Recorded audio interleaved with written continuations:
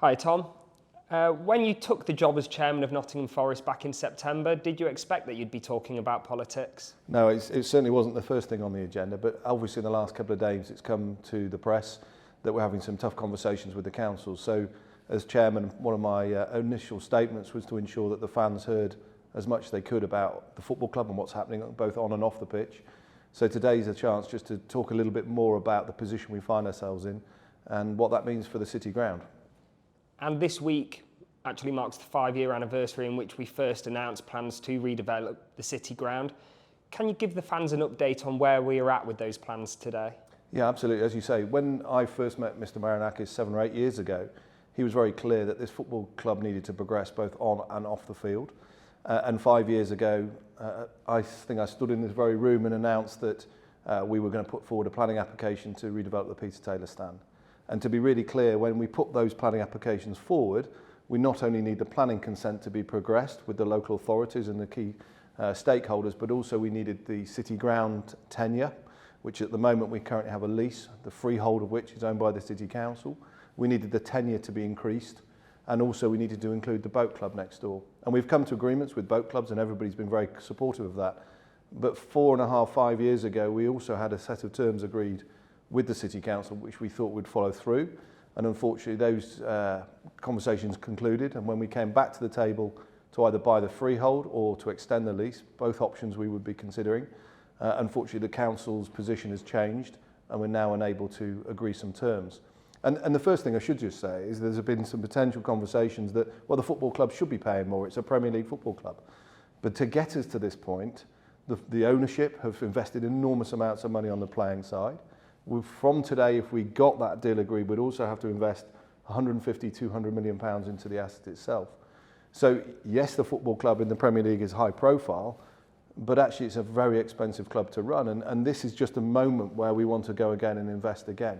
So as you said, it's undeniable that Mr. Marinakis wants to further invest into our facility, and the City Ground has been our home now for over 125 years. So for us to be sat here having this conversation today really shows that we have reached an impasse with these redevelopment plans. Yeah, I think it's fair to say, alongside the conversations we're talking about just what the City Ground should be, the Premier League is evolving, and it's clear that the future way that squads ratios are going to be working is based on a dependency of your revenue you bring in. And revenue can come from TV, it can come from sponsorships, but moreover now it is partly dependent on the stadium and the facilities you've got. So if you look at the Premier League at the moment, the top 10 clubs, with the exception of Brighton, their average attendances are over 55,000. If you look at the bottom 10, with the exception of Everton and ourselves at 30,000, the majority of the stadiums are 10, 15, 20, 25,000. And there is a correlation there. The ability to invest on the football side depends on our ability for the stadiums to be responsive and generate the match day revenues. So as you say there, it's evident that the City Ground in its current guise is a burden to the club commercially. How important is a redevelopment or a new facility in our efforts to remain competitive in the Premier League? Yeah, it's really important. We have to invest in the playing side. The playing side investment is limited to the revenues, and the revenues are partly down to the size of the stadium. So it's really important we develop the stadium going forward and have an open dialogue with the fans about how we do that. And is it going to be here? We hope that, and I've been on press, and so is the ownership saying our spiritual home is City Ground. But the conversations we're having more recently is having to make us sit back and think, are there sites or locations where we can deliver the objective, deliver the aim? And the aim and objective isn't to move away from the City Ground. The aim and the objective is to make Nottingham as a city incredibly proud of a Premier League football club playing in Europe, playing at the highest levels, and delivering its on-field objectives with an amazing facility to do that from. And at the moment, we don't have that. We know that's the problem, and one of the things that's holding us back in progressing up the league is our ability to generate the opportunities around the stadium. And we consulted with the Fan Advisory Board on Tuesday regarding the situation that we currently face. Is it fair to say that whether our future lies here at the City Ground or elsewhere, that supporter consultation is going to remain at the forefront of this project? We are really proud of our Fan Advisory Board. We've had a couple of meetings now, and it's obvious that group care about the club. And it's fantastic that some of them are both members, season ticket holders and occasional visitors to the club. And we're going to take our conversations, continue to take them forward with the Fan Advisory Board. So I would urge all of our fans to keep connecting back into those independents all those members of trusts and club supporters groups, because it's critical. The ownership has made it really clear this football club will be here for many hundreds of years for the benefit of the people of Nottingham and the football fans. So yes, absolutely. And I think it was important this week, before some of the news came out later in the week, that on Tuesday evening we had that fan advisory board meeting. I think it's important to recognise that the football club aren't enjoying having discussions in public with the council. It's really important also to understand that our ownership are very aware that many of our fans will be negatively impacted by the cuts that are taking place in the city. It's heartbreaking when you read the 300 areas that will be cut over services that for the public that are really needed. So we have no enjoyment in this conversation. We're not looking to exasperate the problems of the city. We have very sympathy, and we are continuing to work across the supporters trust, whether it's providing meals for schools or whether it's taking outreach programs. And our ownership have asked that we make sure that in the light of the problems that are going to be forthcoming with cuts, our trust and our football club plays its role in the community to support that. But that's very different to us paying a higher rent here. That issue has been in the making for 20, 30 years relating to the financial system in the council. But we've got to separate those off. We want to understand that, see what we can do to support the community. But we have absolute intentions to try and understand how we can stay with the city or not in a different way. It's not linked together. So I think it's unfortunate we're having this discussion today, but it's fair to say that this isn't really just an investment in Nottingham Forest, but the city of Nottingham as a whole and all of the people that would benefit from an improved facility. Yeah, I guess if you go back into the 1990s, dare I go back that far, there was a big period of change that took place in a lot of cities around this country, and it was urban renewal, and lots of cities have grown and developed, Birmingham, Leeds, Sheffield, but one of the most important ones I think is Manchester, and they've done it on the back of sport, new Commonwealth Games stadiums, new arenas, and what they've managed to do is create a movement of positive energy around what sport can bring to a community, and I think that's an opportunity for us here. Why wouldn't a progressive, forward-thinking Nottingham Forest have huge benefits to the community of Nottingham like the Manchester piece did?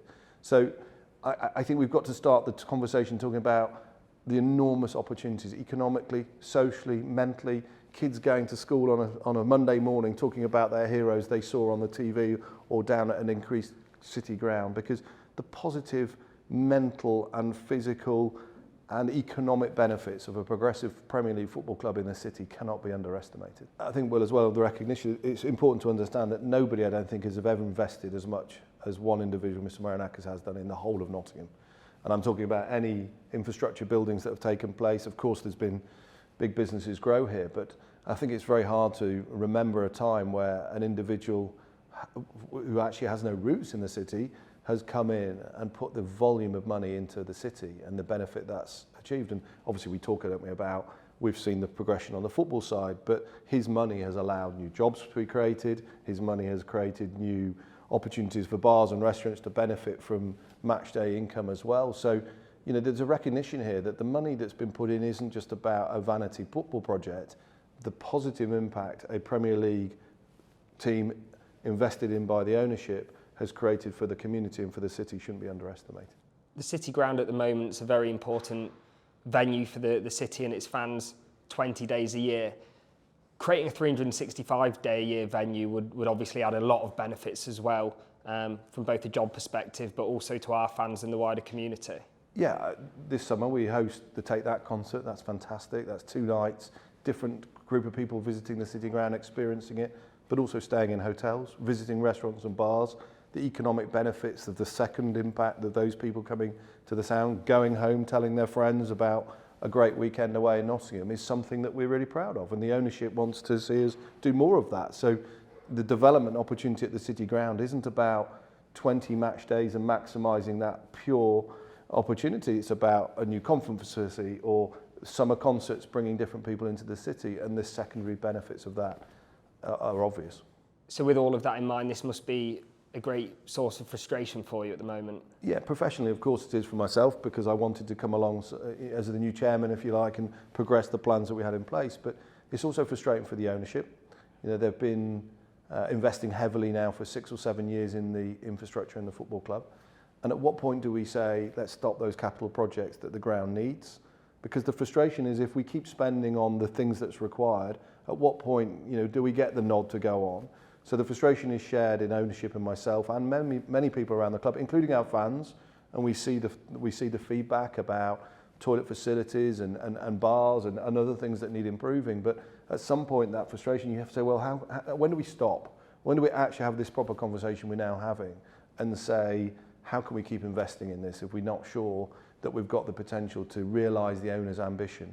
And the owner's ambition is really clear. He wants the people of Nottingham Forest to be incredibly proud of a playing side at the top half of the Premier League, aiming for Europe, just like he's done over many years with Olympiacos. The pride that gives him, coming to the ground, seeing fans excited by the progress on the pitch, shouldn't be underestimated. So when we get held back, it's a source of frustration for me, for him, for many others, because we just simply want Nottingham Forest to be the best version of itself, and to do that, we need the stadium and the infrastructure to do that, and therefore that is an enormous source of frustration that we're not able to achieve that. As well as being chairman of Nottingham Forest, it's no secret that you are also a lifelong fan, so certainly from that perspective as well, this is an incredibly important project for you to drive forwards. Yeah, well, I've been coming to this ground, I think I calculated my kids, I think I've seen over 600 games or something crazy here, which is alarming, and my father's seen many, many more than that. Nottingham Forest for us has always been the city ground, so you know, to hear the barriers that are being put in place or the challenges that we've got to be able to progress this, it is very personal to me because this is a part of my DNA, but I've also had to have that realisation that if we can't do it here and we have to go somewhere else, we'll still take the values and the behaviours of Nottingham Forest with us wherever we go, because that's what we do. But you know, as a person from Nottingham who was born in the hospital at Peel Street down the road, which is no longer there, but this is really important to me, and I take huge pride. I read all the positive and the negative comments. I take them all on board because I want to be coming to watch a progressive Nottingham Forest for the next 40 years like I have done for the last 40. So yeah, really important that we get this right and we engage with the fans, we engage with the right people, and just really determine what is the best way forward from here. And reading the comments on social media last night, it's undeniable that a segment of our fans, their desire is to be here at the City Ground. Can they find some reassurance in your architectural background that if we were to move location, that your expertise would help ensure that we don't end up at a new soulless stadium, as people often mention? Listen, I think there was a run of stadiums built, wasn't there, across the leagues 10, 15, 20 years ago, which, you know, for want of a better expression, with those soulless bowls. But we haven't even gone there because we've never even thought we'd have to. But replicating the atmosphere, the energy and the uniqueness of this would be the first and foremost priority. Should we ever have to go to that other alternative, which is we can't do it here, how do we do it somewhere else in 50,000 seats? And to your point, none of us want to go and sit in that sterile environment. You want to take everything that's good about an asset and take it onto its next journey. So the fans would be really important with that if we end up going there. But let's see where the conversations go with the next few weeks and months with the City Council.